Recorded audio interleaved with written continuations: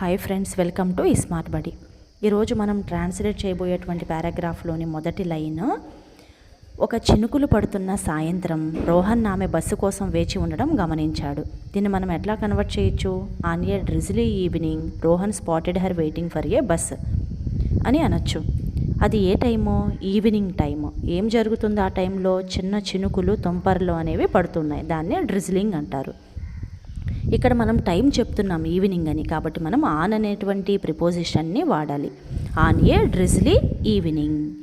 ఇంకా ఆన్ని మనం ఎప్పుడు యూజ్ చేస్తామంటే లొకేషన్ గురించి చెప్పేటప్పుడు, డైరెక్షన్ గురించి చెప్పేటప్పుడు, అట్లాగే టైం గురించి చెప్పేటప్పుడు మనము ఆన్ అనేటువంటి ప్రిపోజిషన్ని వాడతామన్నమాట. ఒక ఎగ్జాంపుల్ చూడండి. The book is on the table. Book ఎక్కడుంది? On the table. టేబుల్ మీద ఉంది. లొకేషన్ అన్నమాట.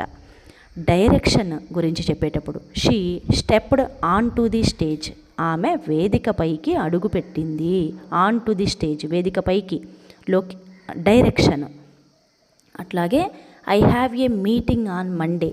నాకు మండే రోజు ఒక మీటింగ్ ఉంది. ఇక్కడ మనం టైం చెప్తున్నాం అన్నమాట, మండే రోజు అని. ఈ విధంగా టైం గురించి కానీ, లొకేషన్ గురించి కానీ, డైరెక్షన్ గురించి కానీ చెప్పేటప్పుడు ఆన్ అనేటువంటి ప్రిపోజిషన్ని వాడతాం. ఇక్కడ ఈవినింగ్ అన్నాం కాబట్టి మనం ఆన్ వాడాము. On a drizzly evening. ఇక్కడ డ్రిజ్లీ ఈవినింగ్కి ముందు మనం ఏం చేసాము? ఏ అనేటువంటి ఆర్టికల్ని వాడాము.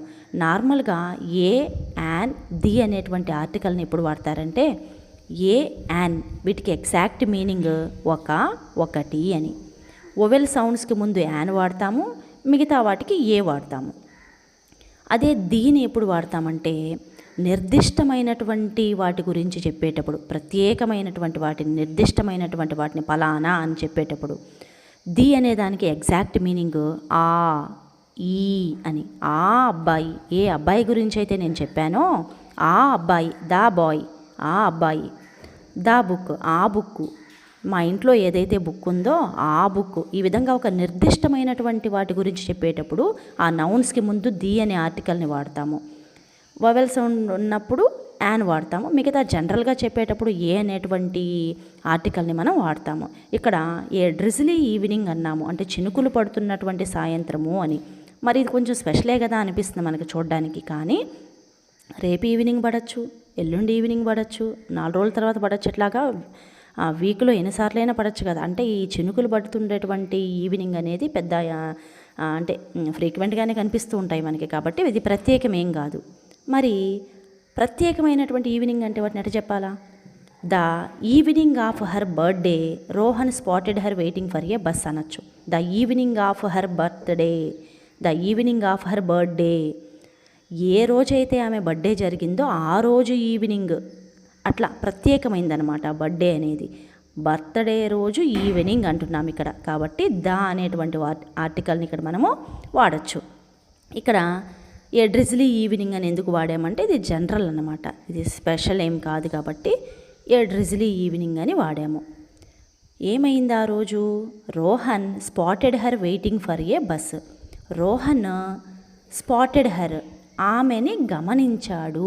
స్పాటెడ్ అంటే నోటీస్డ్, గమనించాడు. ఎవరిని? హర్, ఆమెని. అదే ఆ ప్లేస్లో అతనుంటే స్పాటెడ్ హిమ్, అతన్ని గమనించాడు. అదే ఆ ప్లేస్లో ప్లూరల్ ఉన్నట్లయితే, ఎక్కువ మంది ఉన్నట్లయితే స్పాటెడ్ దెమ్, వాళ్ళని గమనించాడు. Rohan spotted him, Rohan spotted her, Rohan spotted them, ఇట్లా వాడాలన్నమాట. వెయిటింగ్ ఫర్ ఏ బస్ అనేది ఒక ఫ్రేజ్ అనమాట, అంటే పదబంధం. ఒకటి కంటే ఎక్కువ పదాలు కలిసి రావడాన్ని ఫ్రేజ్ అంటారు. ఇంతకుముందు క్లాస్లో కూడా మనం వీటి గురించి డిస్కస్ చేశాము.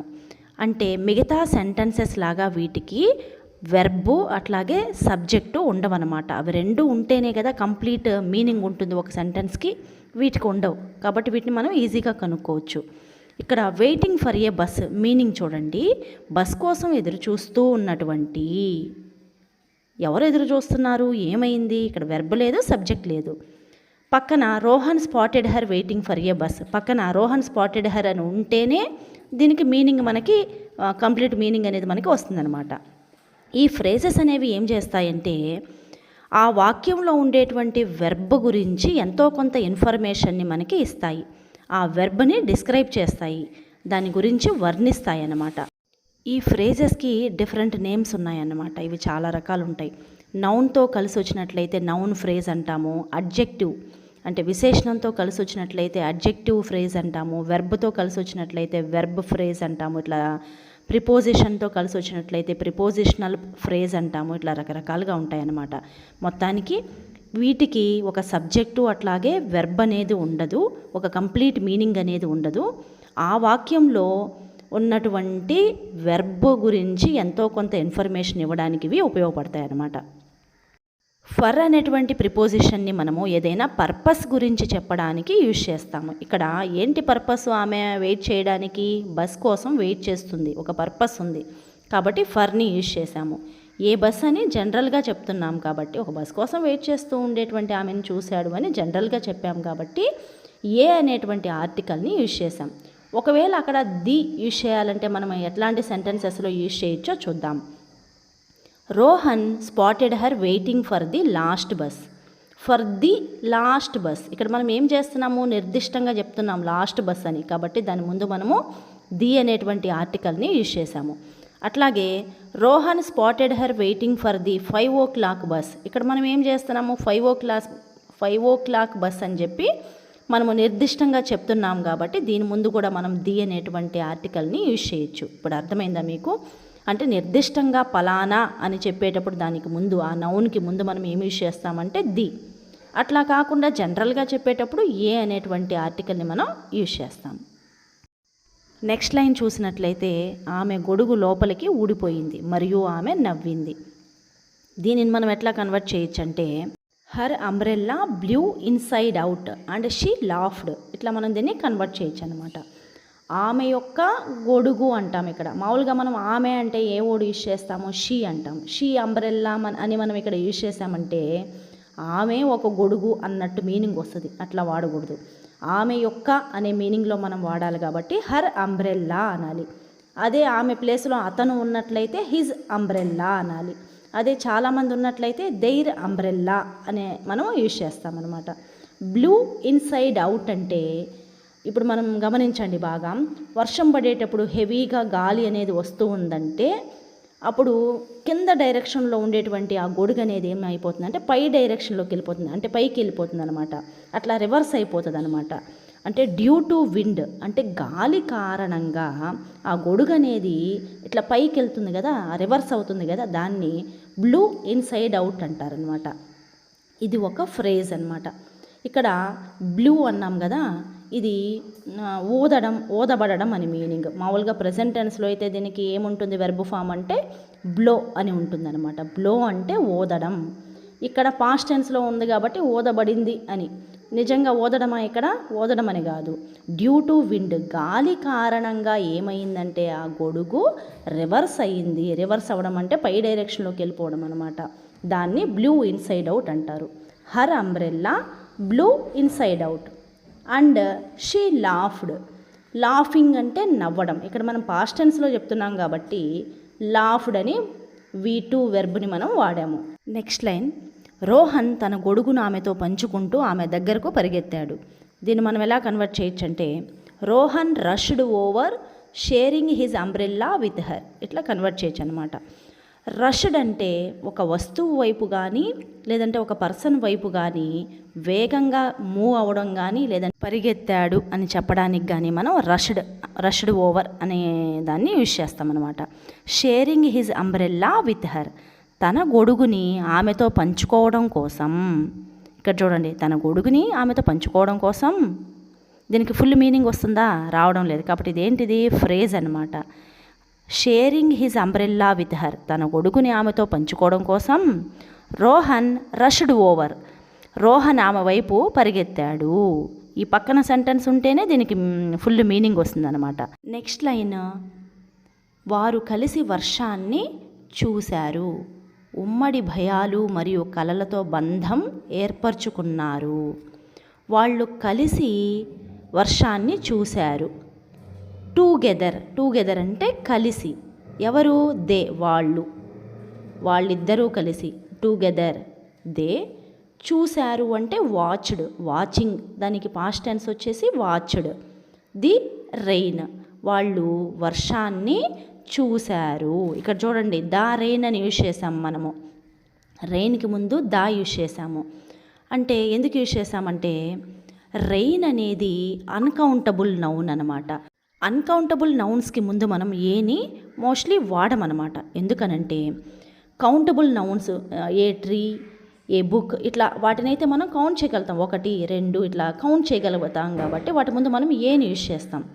ఈ వాటరు, ఎయిర్, మ్యూజిక్, రెయిన్ వీటిని మనం కౌంట్ చేయలేం కదా. అంటే అన్కౌంటబుల్ నౌన్స్ ఇవి. వీటి ముందు మనం ఏ అనే ఆర్టికల్ని మనం యూజ్ చేయకూడదు. కావాలంటే ఉట్టిగా ఎయిర్, మ్యూజిక్ అని యూజ్ చేయొచ్చు, లేదంటే ది వాడచ్చు. కొన్ని ఎగ్జాంపుల్స్ చూసినట్లయితే మీకు అర్థమవుతుందన్నమాట. I am listening to music అనాలి. The room is filled with air అనాలి. ఏ ఎయిర్ అట్లా వాడకూడదు అన్నమాట. కొన్ని కేసెస్లో మాత్రం ఏని వాడతారు. అవేంటి అంటే పొయిట్రీలో, అంటే లాంగ్వేజ్ ఫ్లెక్సిబిలిటీ కోసము పొయిట్రీలో వాడుతుంటారు. అట్లాగే టైప్ ఆఫ్ రెయిన్ గురించి చెప్పేటప్పుడు అది ఏ లైట్ రెయిన్, ఏ హెవీ రెయిన్, ఇట్లాగా టైప్ ఆఫ్ రెయిన్ గురించి చెప్పేటప్పుడు కానీ, అట్లాగే కొనసాగడం అని వచ్చినప్పుడు అంటే ఒక పీరియడ్ ఆఫ్ టైం అది జరిగింది అని చెప్పేటప్పుడు, అంటే వర్షం అనేది a rain that lasted all day, ఒక రోజంతా కొనసాగింది, ఆ రోజంతా కొనసాగింది, ఇట్లా కొనసాగడం అనేటువంటి ఈ టైంలోనూ, అట్లాగే టైప్ ఆఫ్ రెయిన్ గురించి చెప్పే టైంలోనూ, లాంగ్వేజ్ ఫ్లెక్సిబిలిటీ కోసం పొయిట్రీలోనూ అక్కడక్కడ వీటినైతే యూజ్ చేయొచ్చు అనమాట ఏ అనే ఆర్టికల్ని. మోస్ట్లీ మనము ఈ అన్కౌంటబుల్ నౌన్స్కి ముందైతే ఏ అనే ఆర్టికల్ మోస్ట్లీ రాదు. వాటిని స్పెషల్గా చెప్పాలన్నప్పుడు ఏ ద ఎయిర్ అట్లా యూజ్ చేయొచ్చు అనమాట. Bonding over shared fears and dreams.